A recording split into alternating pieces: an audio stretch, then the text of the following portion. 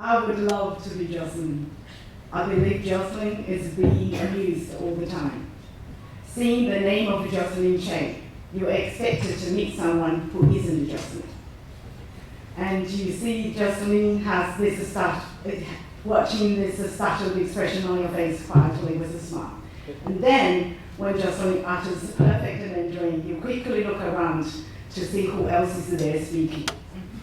So Jocelyn has many interesting stories. And my favorite one is Jocelyn sitting on a dental chair and having a filling in her teeth in Beijing, with the dentist and her colleague bending over Jocelyn's opened mouth, commenting in Chinese how rotten her teeth were. Well, Jocelyn understood every single word of what they said. So please welcome 传说中的梅卓林教授, the legendary Professor Jocelyn Chey, on stage.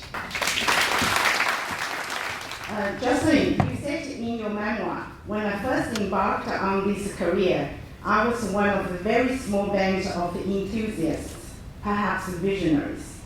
So I have a question. One is, what prompted you to study Chinese and to study Chinese history and culture? Was it inevitable or incidental? My second question is, my first English sentence was, long live Chen Ma. So I wonder, what is your first Chinese question, the Chinese sentence? Why did I study Chinese? There are a number of answers to this. When I first went to Hong Kong, I did my master's degree at the University of Hong Kong. Very proud of that association, and good to know it's a partner with Western Sydney. People used to ask me all the time, and I told them this, which is just one way of getting out answering the question, so I might share it with you. But when I was growing up, we girls used to play a game that you were given an apple, and to take the knife and see if you could take the skin, the peel off the apple in one unbroken piece from top to bottom. And then you took this apple skin and you threw it over your shoulder. And when it fell on the ground, it made a letter. Might be C or some other letter, and that letter was the beginning of the name of the man you would marry. Oh. So C for Charlie or M for Michael. And when I managed to do this and I threw the skin on the floor, nobody could read it. And someone said, oh, it must be Chinese because we can't read it. So I decided I have to study Chinese so that I find out who I'm going to marry. Well, seriously, actually what happened was sitting with a friend at school. I don't have a friend from my school-based theatre, Kathy, and she will remember Megan, who was at school with me. And Megan and I were looking at the university handbook, and for the very first time they were offering Chinese as a subject. So we'd already decided we were going to do arts degree. This is the University of Sydney, not Hong Kong. And I said, why not give Chinese a go? So we took it as one of the subjects for an arts degree. And at the end of the first year, Megan decided it was too difficult and she'd do something else.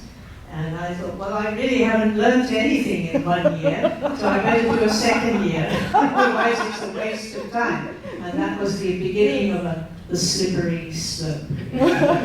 Because, you know, they say, 活到老学到老. Now, the other question you asked me was, what was the first sentence that I learnt to say in Chinese? Well, Professor Bertie Davies, who was my professor, had just come out. He was one of the youngest professors, I think probably the youngest at the university at that time. And he came from the University of Cambridge. And he was what we call an old-fashioned sinologist. That is, he read and I think he could write, but he could not speak Chinese. And I can remember that he started us off studying classical Chinese with the book of Mencius, Nonzen.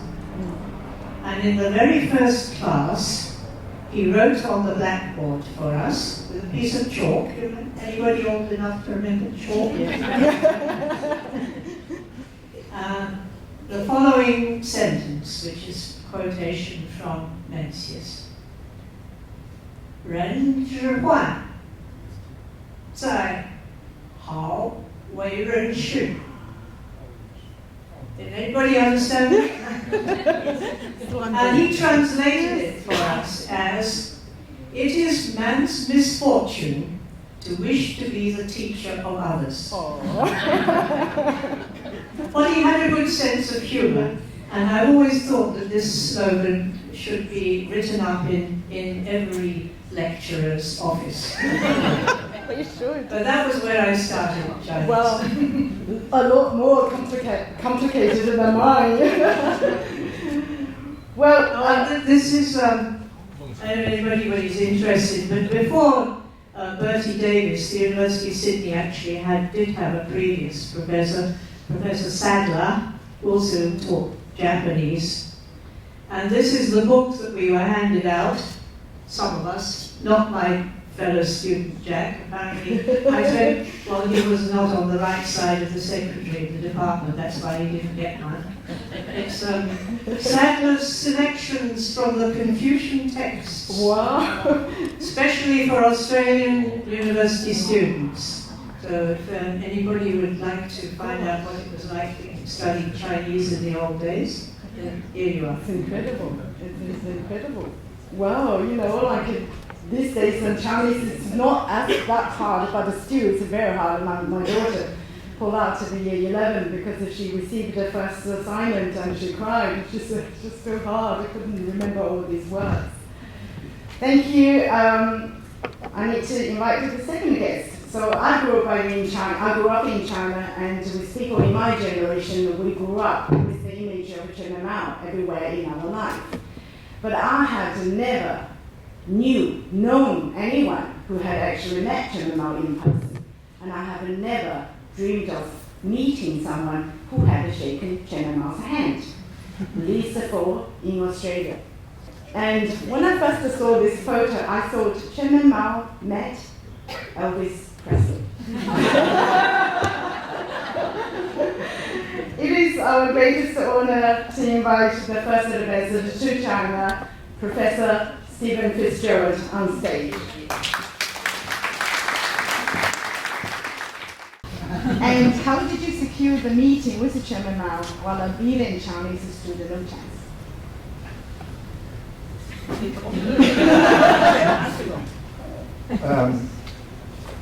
Well, I have no wonderful story like Jocelyn about how I came to study Chinese. In fact, it happened like this. I finished at university, the University of Tasmania, that's kind of a long way away. And I arrived, I was recruited in the Department of Foreign Affairs. And the day I arrived, I went to see the head of administration, and he said to me, "You will learn Chinese." I would learn Chinese? I didn't know anyone who had learned Chinese or who spoke Chinese. I mean, but I had no choice. I mean, I couldn't say my first day on the job, no, I'm not going to do what you want me to do. And the thought of meeting Chairman Mao was not anywhere on my horizon. I mean, this was kind of so remote. However, I went on. I did study Chinese while I was with the Department of Foreign Affairs, and then I left the department. I went to the ANU. That part is a long story. And then Whitlam sent me to China as ambassador. And it wasn't because of me that we went to see Chairman Mao.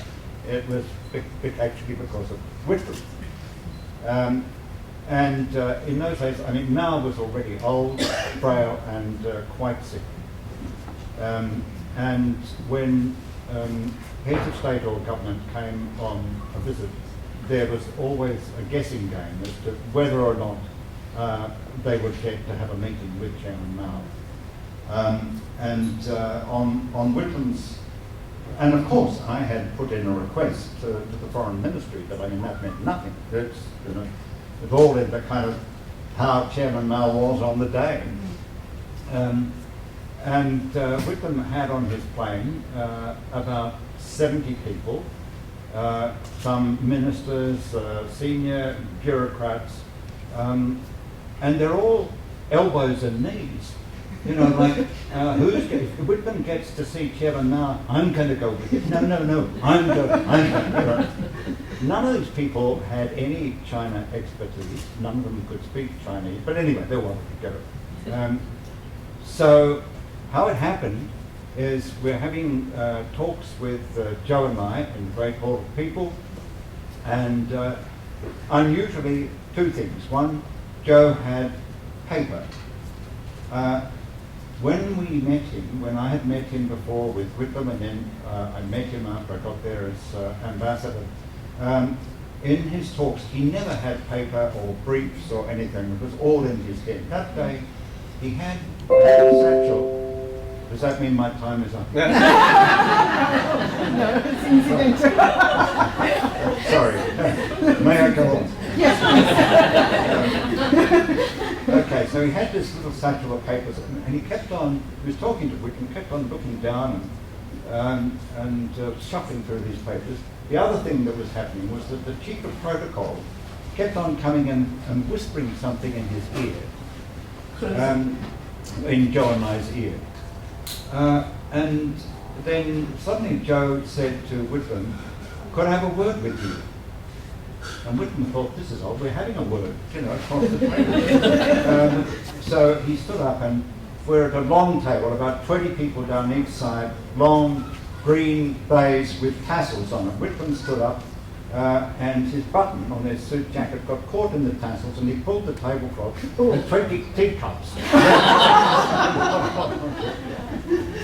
So he went over there with Joe and I, and we were waiting, and I'm sitting on my other side. There's a head of foreign affairs who wrote on my pad, "What's going on?" And I wrote on my pad, "Mao, perhaps." And then Whitlam and Joe came back. Whitlam sat down beside me, saw what was on my pad, and wrote, "FitzGerald, perhaps." By which I knew that we were going to see Mao, and that I would be the one to go with him. And that's how it came about. Oh, interesting. Very historical moment. Yes. There is a good reason why we have Stephen to be here in conversation with Jocelyn, because there are a number of coincidences or destiny, 缘分 as we call it, which connected Jocelyn and Stephen. Firstly, they both studied Chinese later on in the Chinese school in Hong Kong in the early 60s. And when Jocelyn's first son was born, Jocelyn named him Stephen, because in the previous 24 hours, Jocelyn had been in contact with 3 Stephens, and one of them was Stephen FitzGerald. And then it was Stephen, as the first ambassador to China, who identified the need for the new position of a cultural counselor in the embassy to look after cultural, scientific, and educational matters. After they both finished their terms and left the embassy in Beijing, Jocelyn was appointed the first executive director of Australian China Council, and Stephen was the deputy chair of Australian China Council. When Jocelyn was the director of the China branch of International Wool Secretariat, Stephen was Australian Wool Corporation China consultant. So my question is to Stephen. In your own memoir, Comrade Ambassador Whitlam's Beijing Envoy, you described Jocelyn as cultural counselor, sinologist, intellectual, wit, musical talent, mainstay in scores of lunches and dinners, nudging open the cultural and scientific and educational relationship. So can you please tell us the Jocelyn you know?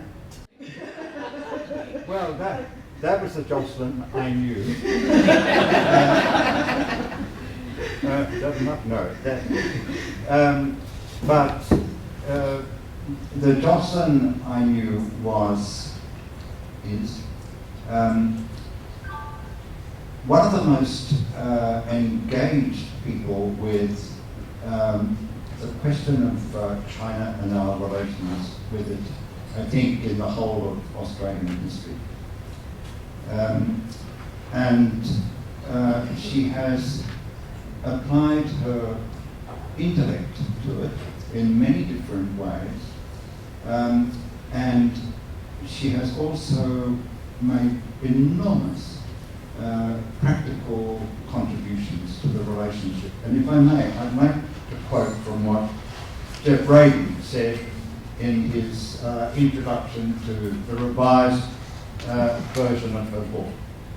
He says, arguably, no Australian has been so closely involved as Jocelyn in the relationship between Australia and China over the past half century, or has contributed more to it. And I agree with that. There's kind of one other thing that I'd like to say about the Jocelyn that I know. I mean, there are many, I won't say everything. but, you know, I mean, she has a beautiful singing voice. And that was put to the test on many occasions when we were working together in Beijing. But it's throughout all of the seriousness of her work, she has always had a wonderful humour, sense of humour, and a great candour. And I'd like to give you another quote, if I may. A couple of years ago, Chinese-Australian artist Tian Li Zhu. Tian Li, oh. Tian Li over there.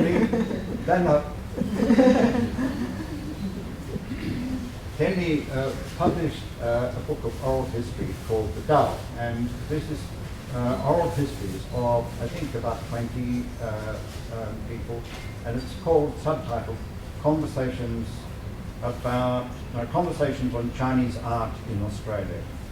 And the first person interviewed in this is Jocelyn. And throughout this interview, there is kind of endless humour. It really shines through. But it's not just humour, it's candour. And that's one thing which has always been a characteristic of Jocelyn, and one of the things that I really admire her for is her candour. And here's an example from Tian Li's oral history. Tian Li says, earlier this year, you took up the position as founding director of the Australia-China Institute for Arts and Culture. Why? Jocelyn says, why? Because I'm very bad at saying no.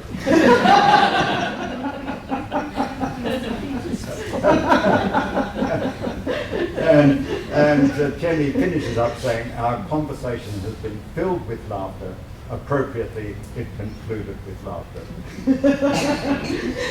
Thank you so much. That tells us so much about Jocelyn. Before I get to Jocelyn to tell us more interesting stories, many more, and I have one more question for Stephen. And because you identified the need for the position of first cultural counsellor in Beijing Embassy, why do you think culture matters and the culture exchanges were so important in the early development of the bilateral relations between the two countries? I came to the job as ambassador having been out of government service since for about 10 years, and I'd been at the ANU, and we were in the middle of the Vietnam War. Now, the Vietnam War stirred many things. I mean, it gave huge impetus to the women's movement, and so it was not just the anti-war movement, many other things were happening. And one thing,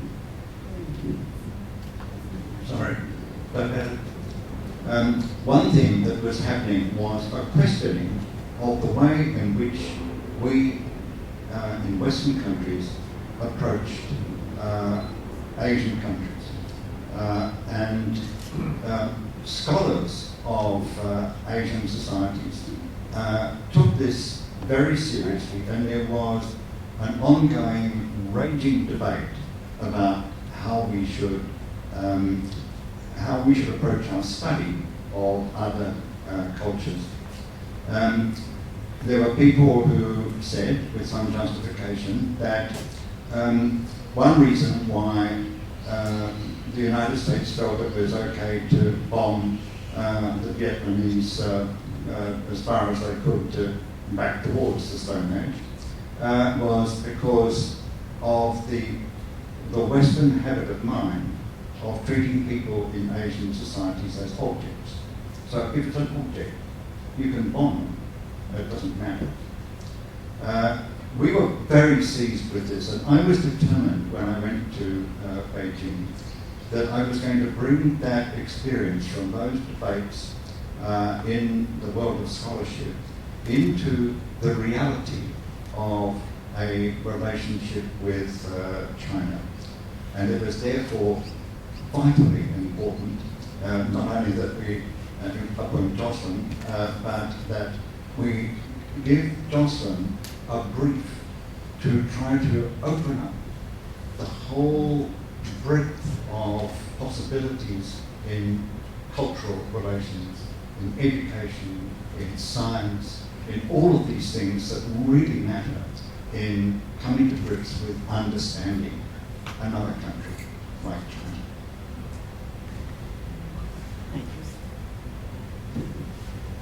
This question is for Jocelyn. Now, as a culture counsellor, you implemented many first-time tasks, including the first Australian children's choir visiting China, the first touring exhibition of a museum specimens of Australian native birthing animals. And I remember the story that they have a sign, there's two Australian specimens, two people, 两个人，两个澳大利亚两个野生动物。澳大利亚动物标本两个。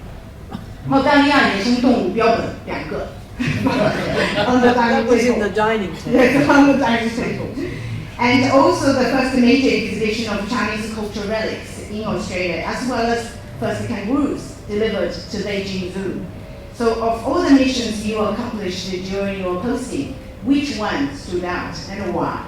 I think the real test of a good cultural exchange or initiative is if it is self-sustaining and continues and gives rise to more things that will happen later on.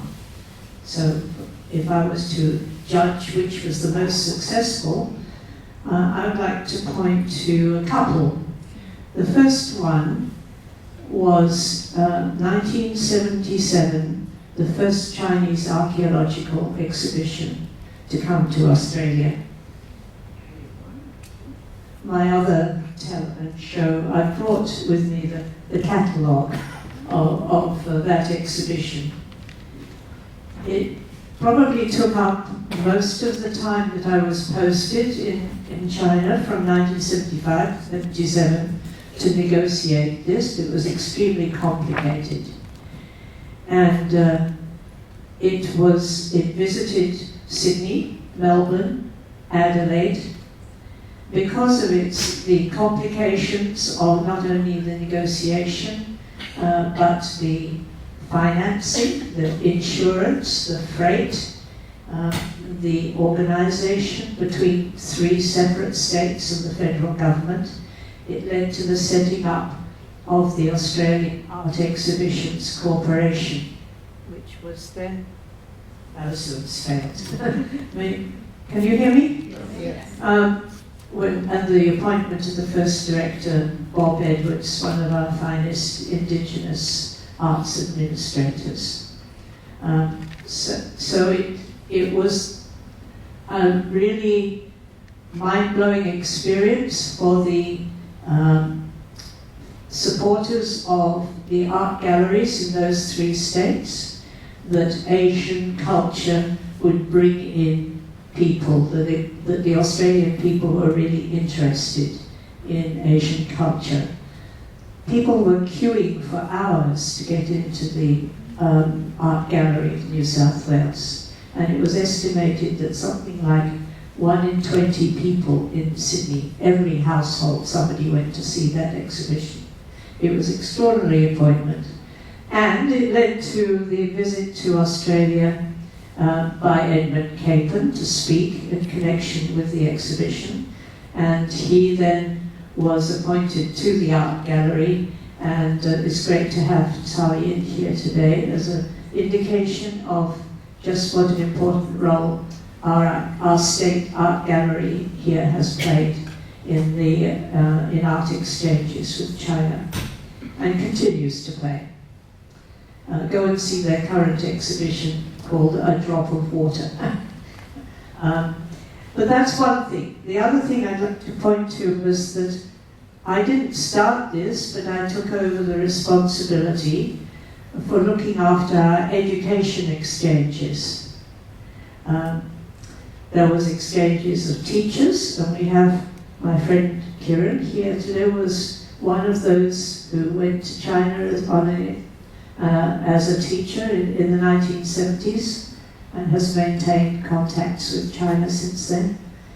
But also I was responsible for looking after the students. As I say, looking after, because I really was like a sort of mentor, and giving them advice about how to cope with the difficulties of life on campuses, not only in Beijing, but in Liaoning and Shanghai and Nanjing, and sometimes helping them overcome some of their psychological or practical problems, even such simple things as,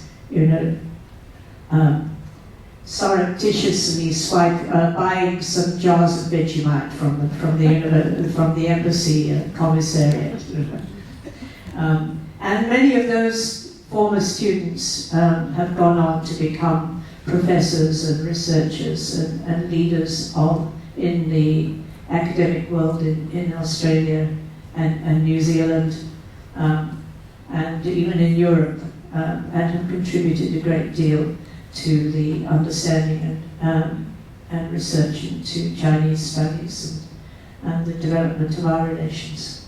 Your story about the students really reminds me when I first came, I guess when you came at an early stage, it was really interesting, because when I first came in 1988, I had no idea what to bring, and then a colleague who had been to America said you should bring washing powder to save money. So really, yeah. So I got 5 packets of the washing powder.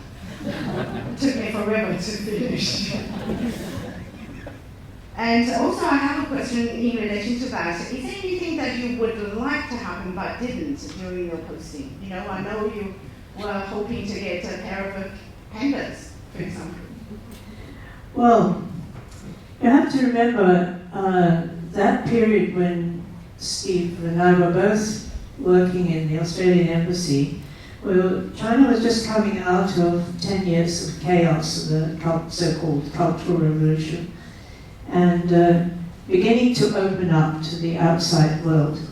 So anything you wanted to do was a struggle, a fight.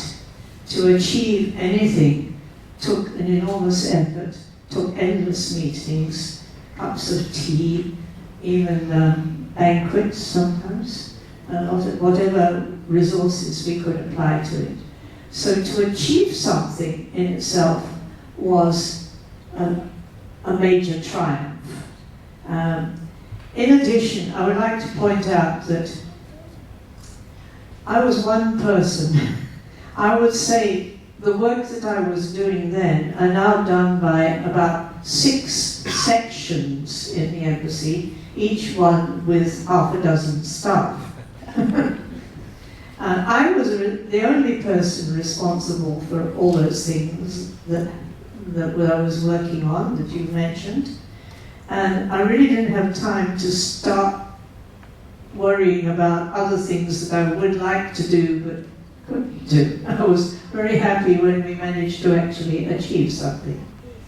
However, later on, if I could just add something, from the 1980s, when again we were both working together, but this time with the Australia-China Council, then we had more leisure to look broadly at the development of the relationship and think about how we might want to shape it. And then we did have some concerns. We did try some things that didn't work, or we thought we might do.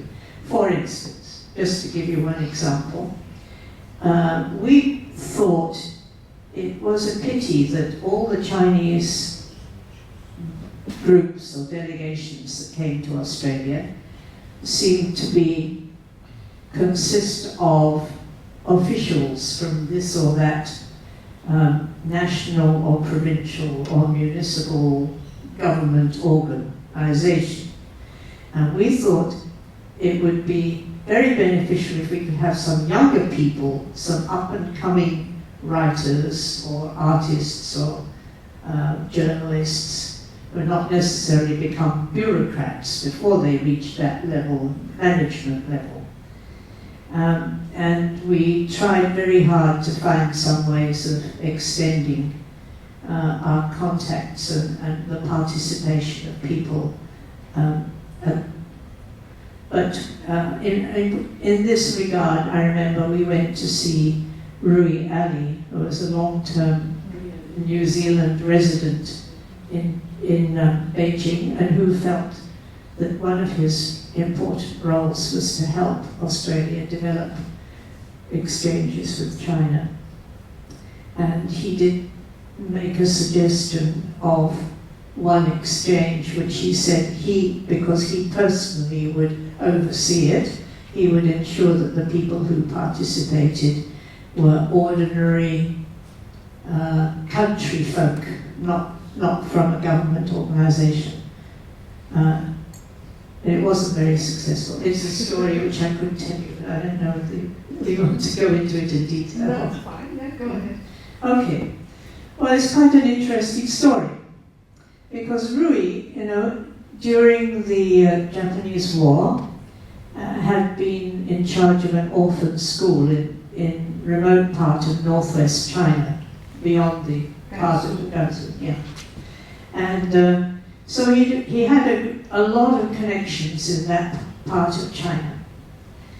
And he said, what people really need to develop agriculture here is to send some farmers to your country to learn some practical farming skills, like fencing, working with sheepdogs, and so on.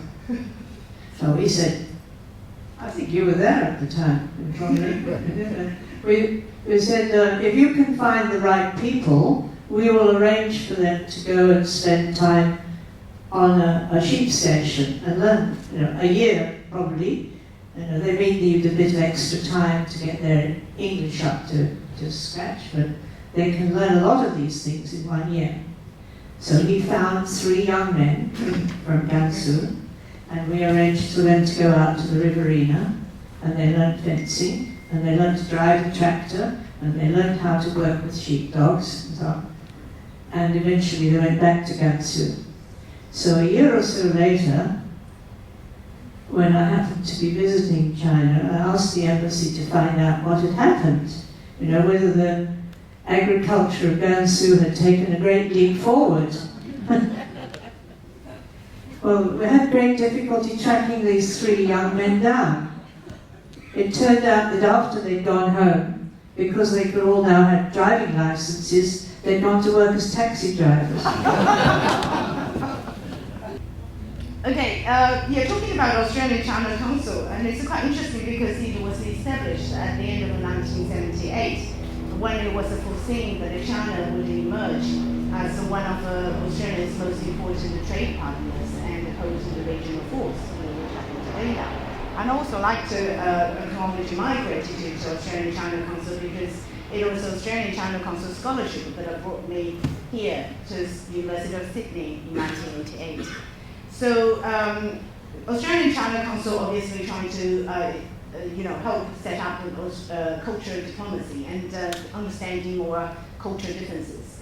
And cultural differences include the cultural clashes. So I'm quite interested in knowing from each of you any situation that caused by cultural clash. Where to start?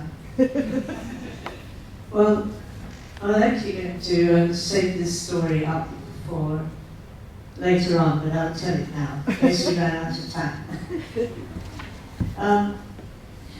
And I'll preface it by saying that I presented a paper at a conference of the Australasian Humour Studies Network at Griffith University just a couple of weeks ago. And this paper was about how Chinese people interpret Australian humour. And it was based on an online post, which I translated the title as Overcoming Awkwardness. Interesting facts about Australian humour, because overcoming awkwardness, I mean, we all know we've been in a situation where, you didn't realise that your shirt wasn't tucked in, or you spilt wine down the front of your dress or something like that. Now, how to overcome those awkward moments is something that everybody has to deal with, and has different cultural ways of dealing with it. So, the author of this online blog in Chinese felt that Australians dealt with this by making jokes. And I thought, this is interesting. In the same situation, how would a Chinese person deal with it? And I think it's much more difficult in Chinese culture to deal with these awkward situations. Because everybody knows about face is very important. And face is connected with, whether people are higher rank than you, or, so if you're a more junior person, then you have to consider not only yourself, but, your relationship with the more senior people. That's one thing. And so it makes dealing with awkwardness very difficult in Chinese cultural situation. And that's what my little story is about. So it actually, it perhaps illustrates how my husband, who was Chinese, and I say was, it's not, he died some years ago, that's why I say he was Chinese. Not that he's no longer my husband. Right? So I think actually he'd become quite a bit Aussie. Can we say Aussified? Is that a word? Having been married to an Aussie for such a long time. And he got really confused between cultures. And this is what happened. Right? I was the Consul General in Hong Kong, and he was there as my spouse. So that's a difficult thing for a man, right? To be there, related to the woman who's actually the important person. And it was very busy, lots of social functions. We'd both be invited to a dinner, and I usually, if I organised the seating plan, I would always arrange for him to be sitting next to me or opposite me, so that if I thought he was going to say the wrong thing, I could kick him under the table.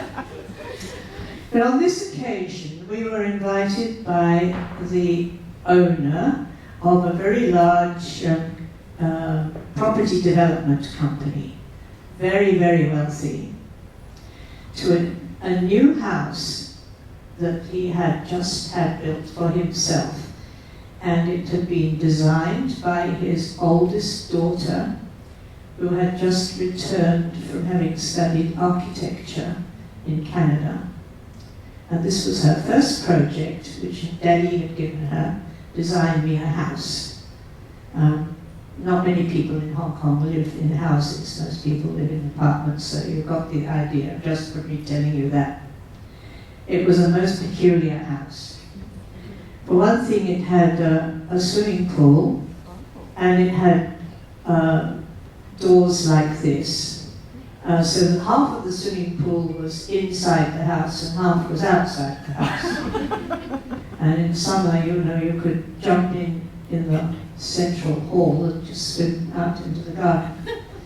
Well, it was winter when we were there. I think it was like December or something like that. And so the doors were closed.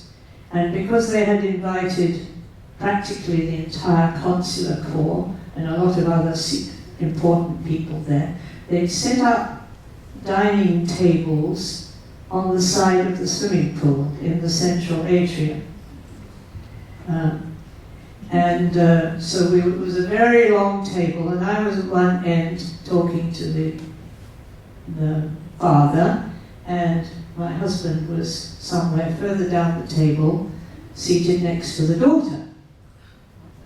I couldn't hear what was going on, and I certainly couldn't kick him. The first thing I knew, I was having quite a nice, quiet conversation, was there was a great big splash. And he had fallen into the swimming pool. That's too much for this. It's been another. So, what had happened? It was only, his glasses had fallen off, and he was wearing a new suit. He decided this was such an important occasion. He'd wear his new suit and his best Hermes tie and his nice leather shoes. It was all sopping wet. Anyway, he could swim. And he swam across the swimming pool and he got out the other side. And luckily our host went and found him a sort of a tracksuit to put on. So he eventually came back to the dinner and sat down in his tracksuit. But I didn't get the whole story until later on when we were going home. This is what he told me. So he was talking to this smart young lady and compliments her on this beautiful house. And he says to her, "Have you got a boyfriend?" And she says, "No, not yet." And he says, for some reason I'm sure, "Oh, of course not." And then he realizes this was not really the right thing to say. And in fact she says to him, "Why do you say that?" So he has to make up something quickly to cover up, being embarrassed at saying the wrong thing. So he says, "You're so beautiful. How could you find anybody to match you in beauty? And your daddy has got so much money. So how can you find anybody with enough finances? But I'm sure someone will turn up." And then he thinks, "No, I've got to get out of this." So he says, "Oh, excuse me. I think I just need to go somewhere." And he turns around and walks straight into the swimming pool.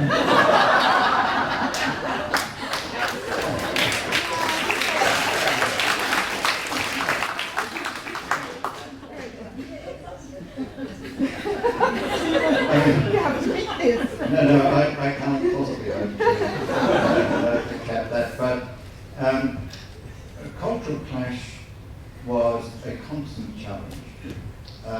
This was really day in and day out when we had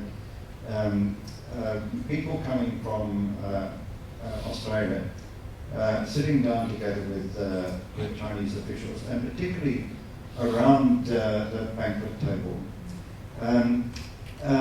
One of the problems, we're all familiar with the idea that in Chinese culture people often laugh out of embarrassment.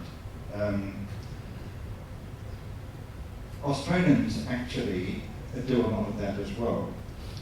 And one of the challenges I had in Culture Clash was trying to manage the way in which Australians laughed at inappropriate times. in inappropriate context. I mean, sometimes there was reason. There was, for example, a minister of the Chinese government who was very filled with cultural revolution ideas, and she was a host at a banquet given for a visiting delegation for Australia, and to show her, she was reluctant to be there, filled with all of those. I think she also belonged to the Gang of Four, and to show her contempt, when the fish came, she took mouthfuls of fish and she spat the bones out the side of her mouth onto the shoulder of the head of the Australian delegation. Well, I tell you, laughter management on that occasion was one of the biggest challenges of the time in Beijing. But if I may just change the subject a little bit, because Jocelyn has mentioned her late husband, Hans. And one of the greatest things about Jocelyn was Hans. During the after the Great Tangshan earthquake, when most of the dependents were evacuated to Hong Kong, and the population of Beijing and other cities in North China had moved out of their apartments and were living in the streets, Hans stayed behind. And have to say that, I would have been with Hans in any crisis or emergency. He was extraordinary through that. He cleaned, he went and did the shopping, he cooked, whatever needed to be done, he'd anticipated it. I mean, he should have been the ambassador, I thought. But really, I would just like to pay tribute to him. He was a great person, a great human being. Well, thank you so much for saying that, because in the book, Jocelyn specifically mentioned that I'm going to write this book, and I asked Hans, and Hans said, no, don't write about me. And Jocelyn said, well, I have to mention you because you're my husband. And then Hans said, as little as possible. So it was very little. So I was always curious to want to know, and where's the photo? Can we see that photo? I searched and I really wanted to see, and it's very few photos as well. And we found this one. Isn't it amazing? 我们说的这个叫什么帅哥靓女是吧？So typical. It's quite touching, quite moving. Yeah, talking about Hong Kong. I mean, I always feel like reading Jocelyn's memoir. You feel like Jocelyn is Sun Wukong, because she turn around and tending to something, and turn around and someone else. It's amazing the role she gets into. And after Australian China Council, and she went on to be the director of China branch of International Wool Secretariat. It's anything you give to Jocelyn can deal with it. And from 1992 to 1995, Jocelyn served as a Consul General for Australia to Hong Kong, and in the lead up to the transfer of Hong Kong to mainland China, and also coincided with the arrival of the last British governor of Hong Kong, Chris Patten. So it's, I really would like you to share some stories about extraordinary time that you were in Hong Kong as a Consul General. Well, thank you. I think the most extraordinary thing, and I know I mentioned it in the book, but I'd like to tell you a bit more of the story, because it really illustrates that, as you say, life is not all beer and skittles, as they do now. It's not, being a diplomat is not all cocktail parties and fun. And you can make, you do have to make a lot of personal sacrifices. Now, you said some kind words about my husband, Chi Manlin, My surname Chey is an anglicised version of Chi, Zheng Qi the Qi. And I think we have to thank the Hong Kong Immigration Department for that spelling. So we met in Hong Kong, and his family had a very hard time during the Japanese War. His mother was an extraordinary woman with very little education but a great deal of intelligence, had set up a jade cutting business in Hong Kong. And so when I met my husband, he knew quite a lot about jade and precious stones. And then later on, when his family migrated to settle in Brazil, he used to visit, and Brazil has wonderful coloured gemstones, and so does Australia. So he was a very skilled gem cutter and trader. And when I was Consul General in Hong Kong, he basically wasn't doing that anymore, but he had a collection of gemstones, and he kept those in the safe in the bank. And then there was someone who had contacted him, said that they wanted to look at some of these gemstones. So that night he had brought a metal box in which they were kept home from the bank. And it happened to be the night of the Rugby Sevens. We've got some Hong Kong old hands here. So you know that this is a great gathering of the Australian community in Hong Kong. I was out until very late. He hadn't gone because he wanted to sort his stones and prepare for the meeting he had the following day. So I went to bed when I got home, and in the morning when I get up, I see that this box of his gemstones has been left on the sofa in the downstairs room. And I'm a bit cross because I thought that was very careless of him to leave it like that.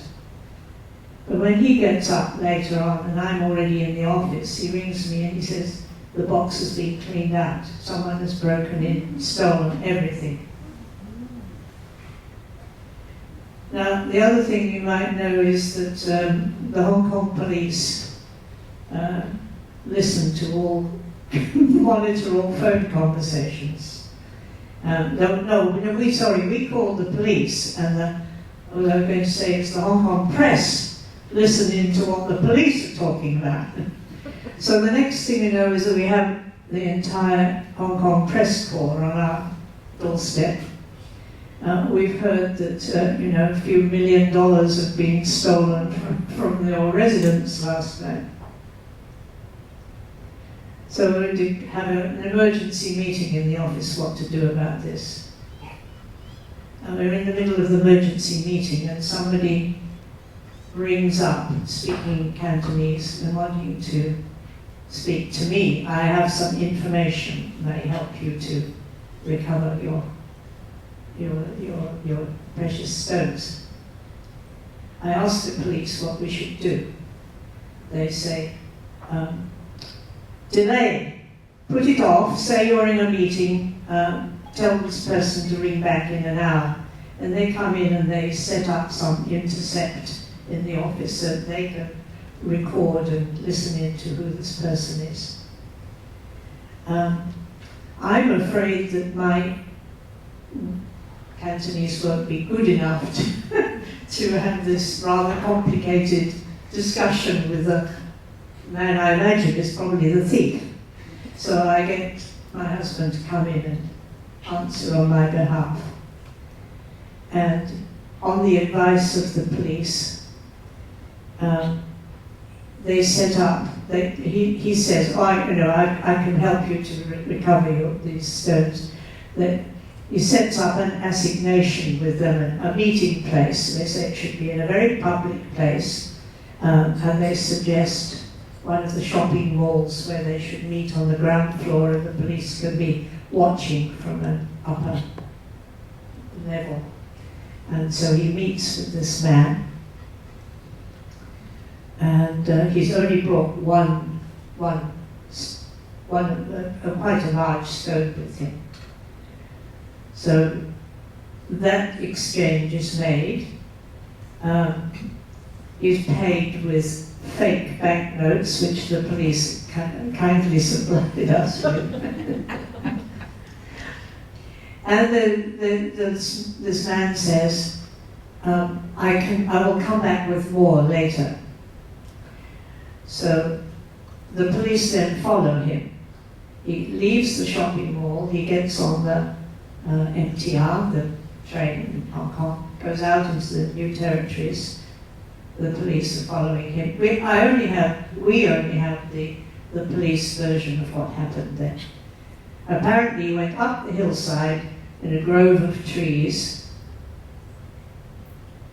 possibly dug something up or retrieved something that was hidden there, came down the hillside, went into a photography shop. Why? I'm not quite sure, that's what we're told. When he came out, the police sprang him, and he was empty-handed. So we never got any more. And all that he could be charged with was receiving stolen goods, because there was no way they could prove that he was actually the person who stole them. The final leg in all of this, I should say, is that the very charming man called Mr. Stanley Ho, and again, anybody who knows anything about Hong Kong, well, they're a beautiful ballroom dancer, great silver fox, great manners.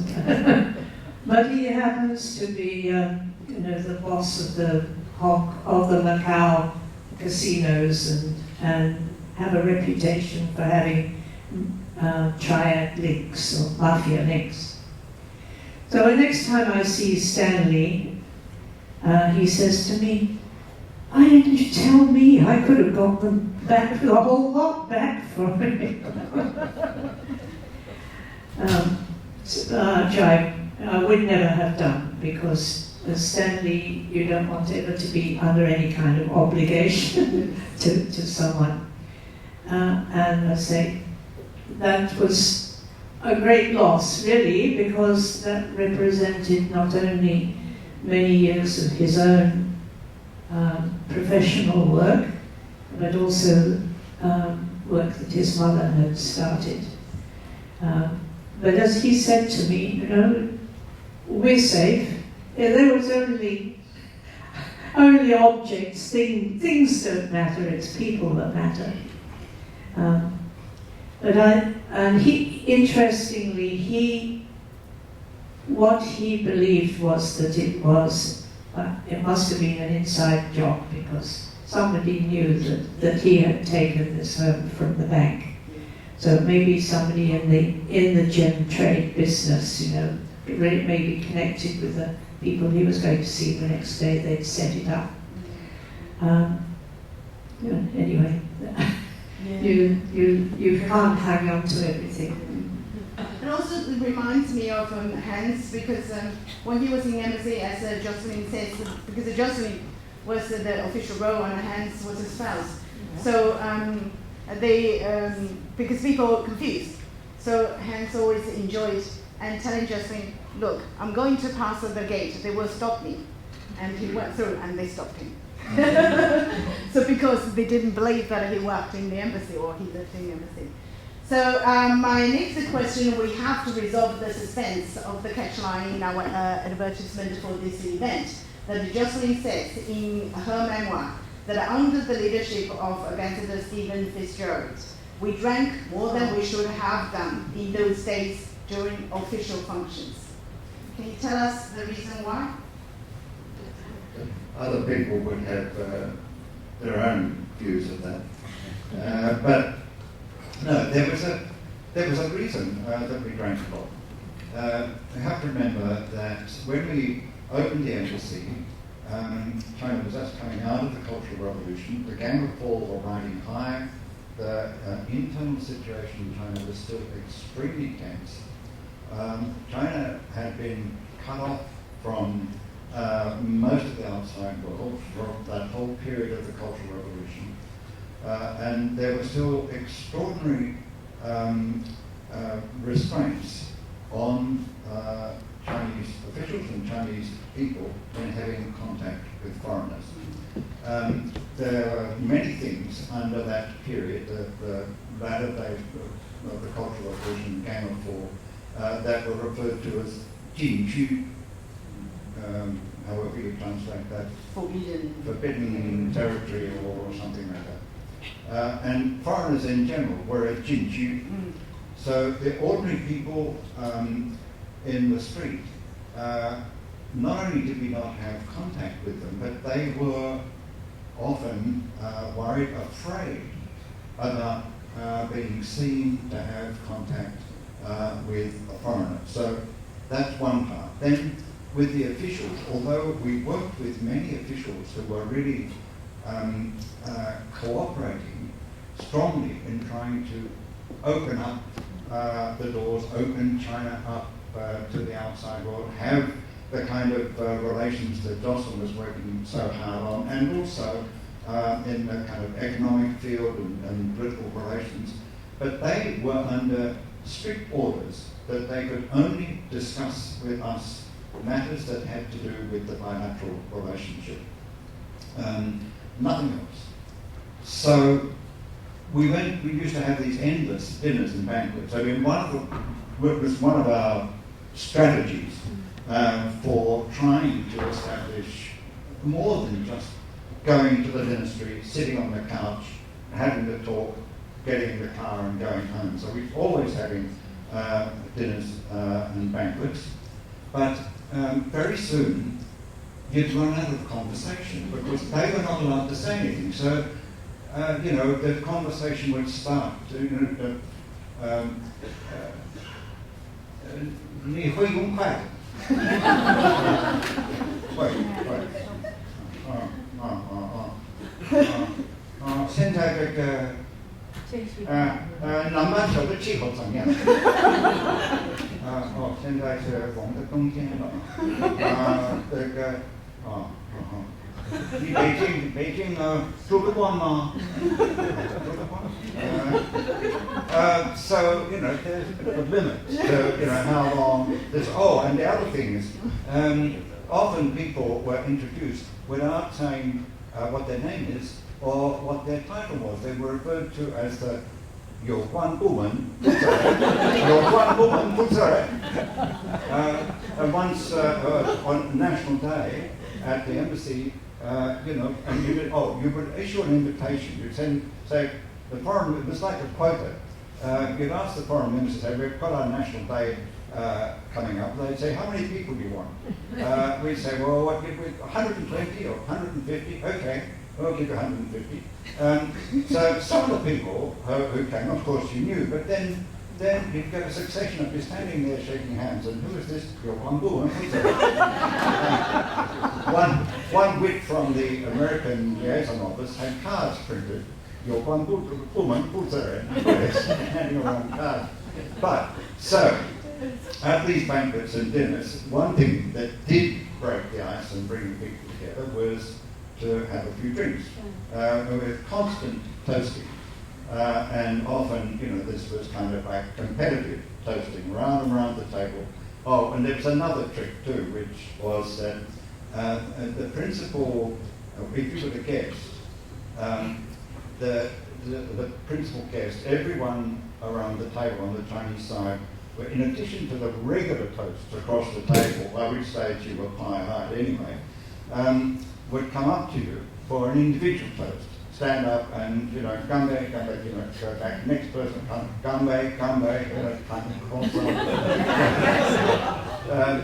so this is what, and then occasionally. This was in Malta, not in Australia. Yeah, this is in Malta, right? And sometimes we would sing to pray. And this, it was good because you establish a different kind of atmosphere. And a great, someone who actually did become quite a friend was a minister for foreign trade, a man called Jing. Jing had learned to drink in the Soviet Union. And so he took a glass of Maltai and poured it into his beer and drank the lot with the beer and the Maltai. And indeed, when I'll tell that story in a minute about Malcolm Fraser, but when Malcolm Fraser came as Prime Minister, I said to the people in the Great Hall of the People, we want to serve Australian wine, as well as, because in those days there was, when you sat down, there was a Maltai, there was a sweet red wine, a very sweet wine, and there was beer. And I said, well, in addition, we want to have Australian wine. So instead of being 3 glasses, there were 4. And I'm sitting beside Lee Chung, and he just went, 1, 2, 3, 4. And the staff would come up and refill them. And I mean, he's challenging me all the time. I do remember that banquet was just before we set off for the provinces. I tell that story in a minute. And we got to the station, and I could barely see because I'd had so much to drink. So we're walking around the station, and there were the farewelling masses there. Huan Sung, really a Huan Sung. And I became aware of another chant that was going on. And I thought, this is odd. It's something that sounds like... And I realised there's a group of Australian journalists, students and other hangers-on, and they're chanting at Malcolm Fraser, dickhead, dickhead, dickhead. Anyway, that's part of the reason why we drank a lot, but we enjoyed it. It's amazing. It is a wonderful story. I'm sure Jocelyn agreed to it. Yeah? No? Yeah.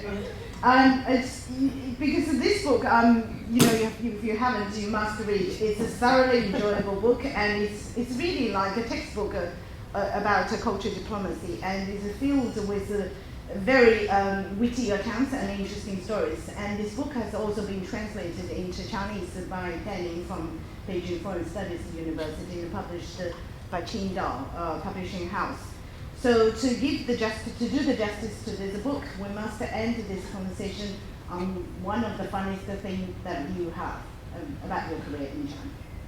Well, I will tell a funny story, but before that, I would just like to thank our colleagues at Beijing Foreign Studies University and Professor Dining in particular. I think the translation reads very well. It was a pleasure to be in Beijing for the launch of the Chinese translation at the Australian Embassy in December last year. But I would like to urge people to read both English and the Chinese, if possible. In particular, there's one thing that I was not happy about, and I'm sorry to have to say this because I thought I'd sorted it out with my friends at the Foreign Studies University, as there are a couple of places where the English text has not been translated. They're just skipped, and it relates in particular to the events of 1989. So I mean, it's too late to do anything about that, but that's really why I would like you to read the English and the Chinese, and you can find that place very easily for yourself.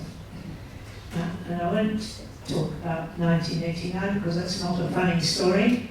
You asked to end on a funny story. I think I should tell this Alison story about picking up, don't you? Yes. Because I'm frequently asked for this story. It's become almost this is one of the required.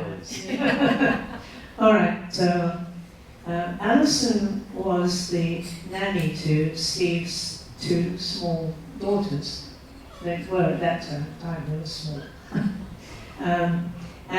Because the official residence, ambassador's residence, was being repainted, And because I and my family had just arrived in Beijing in March 1975, so the two families, the Chey family and the FizGerald family, were both living on the 3rd floor of the hotel, and Alison.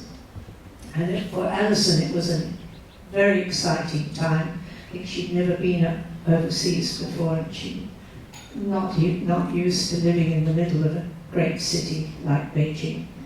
So came April, and the weather was getting a bit warmer. We were still in the hotel.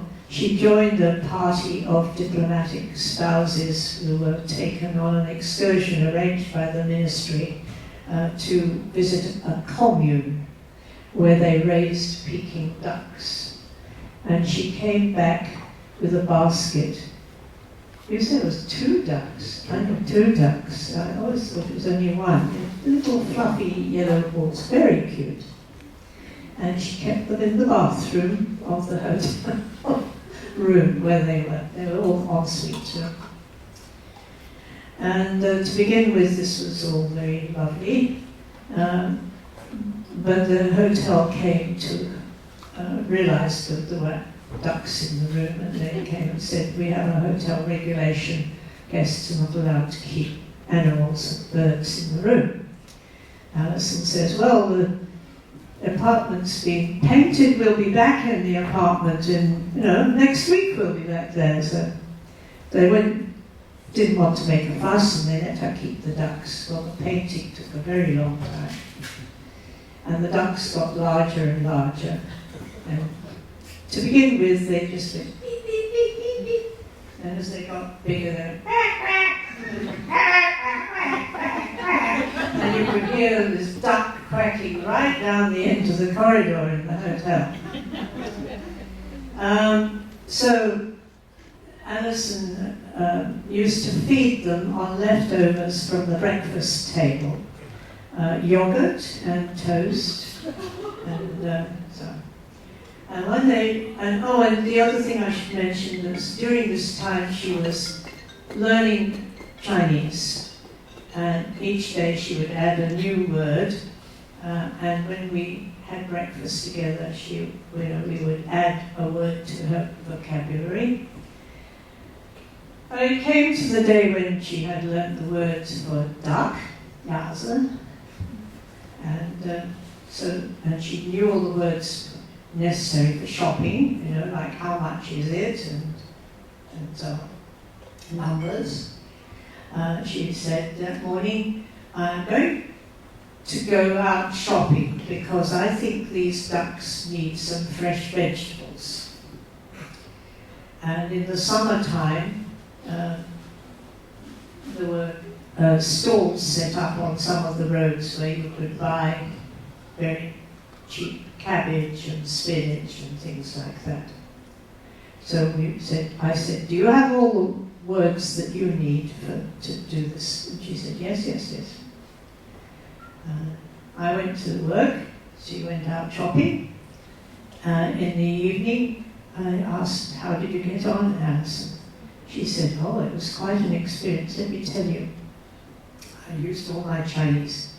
Now, if you don't mind, because I know a number of people here understand Chinese, but I'll tell you the joke first in Chinese, or the story in Chinese, and then I'll translate for those people.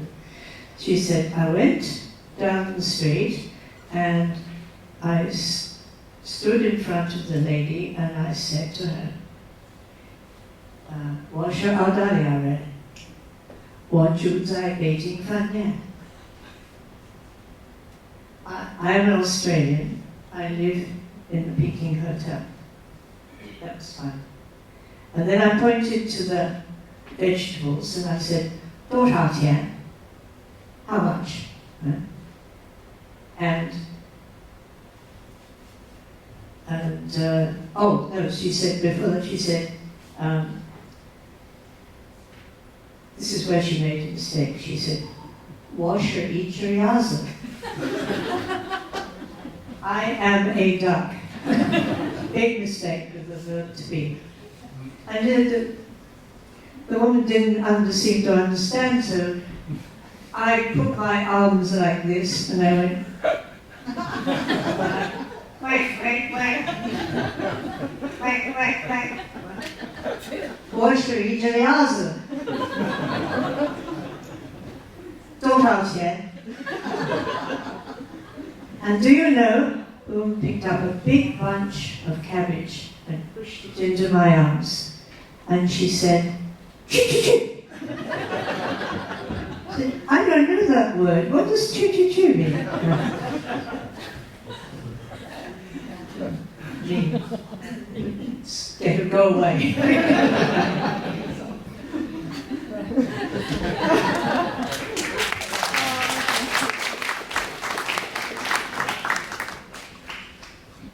There were lots of funny things. But this one concerns that visit by Malcolm Fraser as Prime Minister, which I referred to earlier when there was a big drinking session between me and the Trade Minister. Before that, in the lead up to his visit, the Foreign Ministry said, is there anything special that your Prime Minister would like to do? And I said, well, he's a farmer. And concealing my own self-interest, I said he would like to go to visit a sheep farm, because I knew that sheep farming was done out in the West, and the West for us foreigners was that Jing sheep were forbidden. We weren't allowed to go out, particularly Xinjiang. And they said, well, we don't have sheep farms like you have in Australia. I said, never mind, you know, let's go to somewhere where sheep are being farmed. Okay, so it was agreed we'd go to Xinjiang. Wonderful, wonderful. So we flew out to Urumqi. We drove in a motorcade out across the desert and up into the Tian Shan, the Celestial Mountains, up into a wonderful area that, you know, covered in forest, with snow-capped mountains in the distance down to a beautiful lake. And there was set up for us a little stage, and they introduced a woman called Radia. Radia will now dance. This is still the Gang of Four time, remember, and the officials who had come with us from Beijing were very nervous about this because she was very sensuous and sinewy, and the music was like this, and we went on. So that was their intro, and then there was a bit more dancing, and it was time to leave, and suddenly, where's the Prime Minister? We've lost the Prime Minister. There was a toilet, I checked the toilet. Oh my God, what are we going to do? Here we are, you know, away out in Xinjiang, we've got no Prime Minister. Over in the distance, I saw a shed. So I went over there, and no one addressed. So I went around the back of the shed, and there is Malcolm Fraser with Trade Minister Li Qiang, who's got a bottle of whiskey, and you know, tipping up the whiskey. Anyway, so fortunately he was found. So and we set off. We still hadn't looked at the sheep farming, and they said we're going to do this on the way back to Urumqi. So we arrived at a place, and there's a few yurts with some, I think they were Kazakhs, not Uyghurs, but there's a Kazakhs doing farming. And there were two tents, and the journalists went into one tent, one of the journalists. There's carpet, you know, all over the ground. There was a baby under the carpet to keep warm. One of the journalists kind of sat on the baby, but it was okay. I mean, it was not harmed. But back in the tent with Fraser, there's Tammy, his wife, is sitting on the ground. We're all sitting on the ground, and there's her and there's Malcolm Fraser and me and the chief of protocol. And our host took the sheep's head, carved a piece off the cheek, and offered it to Malcolm Fraser. The chief of protocol whispered to me, and I whispered to Fraser, the custom here is okay, you can take that and all you've got to do, you don't have to eat any other part.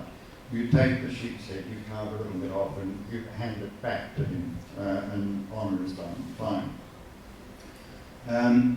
So that's all right, but then I hear this voice from Tammy, Mrs. Fraser, saying, "Darling, darling," came morning, "Darling." Darling, as you know, with a face like those Easter Island stone carvings, is looking stolidly ahead and not taking any notice. And I didn't know what this was about, but the end of the joke is that they had given her the sheep's tail. But there was no chief of protocol on that side to tell her what to do with it. So she thought, I have to eat it. So she took the whole tail. Which is just fat. Yeah, which is totally fat, for those of you who hadn't encountered a sheep's tail, and ate it. In service of her country, for which I think she deserves 11 out of 10. Anyway, we got back into Urumqi that night and we celebrated with much singing and more drinking and dancing, including songs from the Cultural Revolution. We sang Chinai Di Maudu Si Wai Si Kung Di Kung Tai.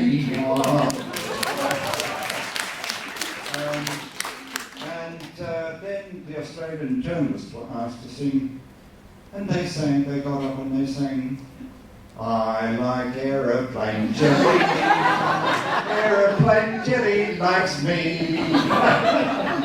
For breakfast, I like it for tea. Any good way is a good way for me. Oh, thank you so much.